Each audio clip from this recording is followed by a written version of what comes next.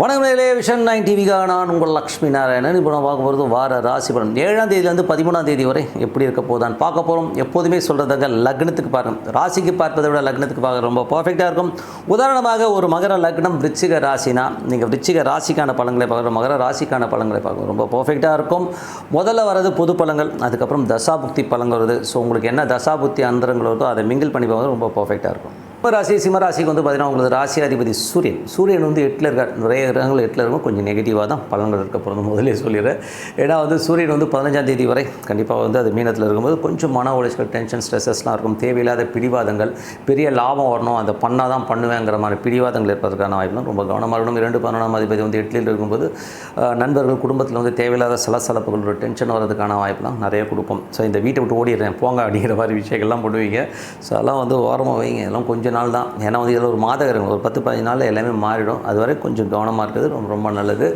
அதுக்கப்புறம் பார்க்கும்போது உங்களுக்கு 3ஆம் அதிபதி 3 மற்றும் 10ஆம் அதிபதியான சுக்கிரன் வந்து 8ல் இருக்கும்போது கொஞ்சம் கவனமாக இருக்கணும். அது வந்து 8லேருந்து பரிவர்த்தனை ஆகுது. ஸோ 8லேருந்து பரிவர்த்தனை ஆகும்போது என்னென்னா 10ல் வரும்போது பெரிய தொழில் வாய்ப்புகள் பெரிய விஷயங்கள்லாம் வர மாதிரி இருக்கும். ஸோ இதனால கொஞ்சம் கவனமாக இருக்கும். ஏன்னா வந்து வக்கரமாக இருக்கிற சுக்கிரன் வந்து உங்களுக்கு வந்து ஏதாவது ஏடாவடமாக மாற்றுறதுக்கான வாய்ப்பு இருக்குன்னா தொழில் ரீதியான விஷயங்கள் இப்போ எதுவும் டெசிஷன் எடுக்காமல் இருக்குது ரொம்ப ரொம்ப நல்லது. அதுக்கப்புறம் உங்களுக்கு 4 மற்றும் 9ஆம் அதிபதியான செவ்வாய் வந்து பார்த்திங்கன்னா உங்களுக்கு நீச்சமாக 12ல் இருக்கும்போது அப்பா அம்மானால் வந்து கொஞ்சம் ஸ்ட்ரெஸ்ஸஸ், டென்ஷன்ஸ் இருக்கும். தேவையான ஒரு மன உளைச்சல், இவங்க இப்படி பேசிட்டாங்க அப்படி பேசணும், மன வருத்தங்களை கொடுக்குற மாதிரி விஷயங்களை கண்டிப்பாக கொடுத்தும் கொஞ்சம் கவனமாக இருக்குங்க. அதுக்கப்புறம் பார்க்கும்போது உங்களுக்கு 5ஆம் அதிபதி மற்றும் உங்களுக்கு வந்து 8ஆம் அதிபதியான குரு வந்து உங்களுக்கு 10ல் இருக்கும். தொழில் ரீதியான விஷயங்களை வந்து பெரிய ரிஸ்க் எடுக்காமல் இருக்குது ரொம்ப ரொம்ப நல்லது. அதனால் நிறைய விரயங்கள் வர்றதுக்கான, தேவையில்லாத மன உளைச்சல் வர்றதுக்கான கொஞ்சம் கவனம் பண்ணணும். குழந்தைகளோட விஷயங்களை நல்ல அபரமாக நல்ல சிறப்பாக இருப்பதற்கான அதுக்காக கொஞ்சம் கடன் வாங்குற மாதிரி விஷயங்களை கண்டிப்பாக ஏற்படுத்தும். 6ஆம் அதிபதியான சனி. ஸோ 6ஆம் அதிபதி சனி வந்து பார்த்திங்கன்னா உங்களுக்கு 8ல் இருக்கும்போது வேலையில் ரொம்ப கவனமாக இருக்கணும். வேலையில் வந்து தேவையில்லாத மன உளைச்சல், ஸ்ட்ரெஸ்ஸஸ் வர்றதுக்கான இப்போ நிறைய இருக்குது. 8ஆம் அதிபதியான சனி இப்போது உங்களுக்கு வந்து பார்த்திங்கன்னா 8ல் இருக்கும்போது நிறைய 8 நாளே நிறைய பேராசையை தூண்டி விட்டு அதனால் ஒரு டென்ஷன்ஸ் உருவாதுக்கான வாய்ப்புகளும் கொஞ்சம் பார்த்து நடக்கணும். கணவன் மனைவிக்கு நடுவில் தேவையில்லாத ஈகோ கிளாஷஸ், தேவையில்லாத வாக்குவாதங்களை எல்லாம் தவிர்த்துக்குங்க.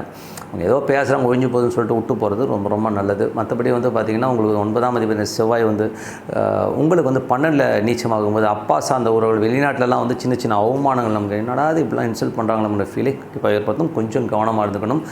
அதுக்கப்புறம் பார்க்கும்போது உங்களுக்கு 10ஆம் அதிபதி. ஸோ 10ஆம் அதிபதியான சுக்கிரனும் பார்த்திங்கன்னா இப்போ வக்கரமாக 8ல் இருக்கும்போது தொழில் ரீதியான விஷயங்களை பெரிய ரிஸ்க் எடுக்காமல் இருக்கிறது நல்லது.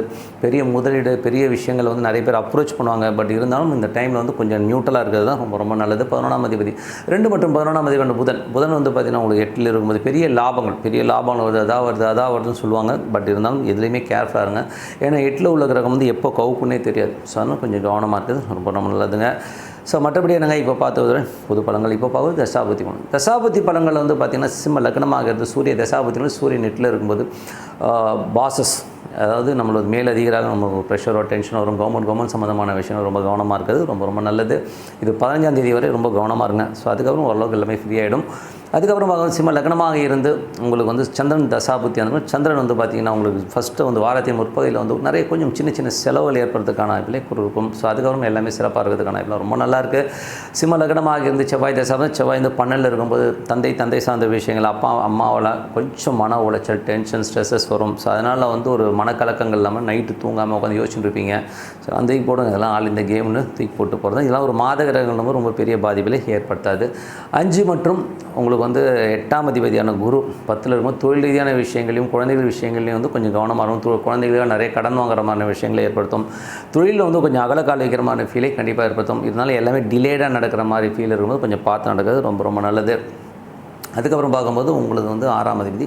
ஸோ 6ஆம் அதிபதி வந்து உங்களுக்கு வந்து இப்போ 8ல் இருக்கும்போது வேலையில் ரொம்ப கவனமாக இருக்கணும். வேலையில் வந்து தேவையில்லாத மன உளைச்சல், ஸ்ட்ரெஸ்ஸஸ் வர்றதுக்கான வாய்ப்பு, மற்றவங்க வந்து நம்மளை போட்டு கொடுக்கறதுக்கான வாய்ப்புகளும் கொஞ்சம் கவனமாக இருக்கணும்.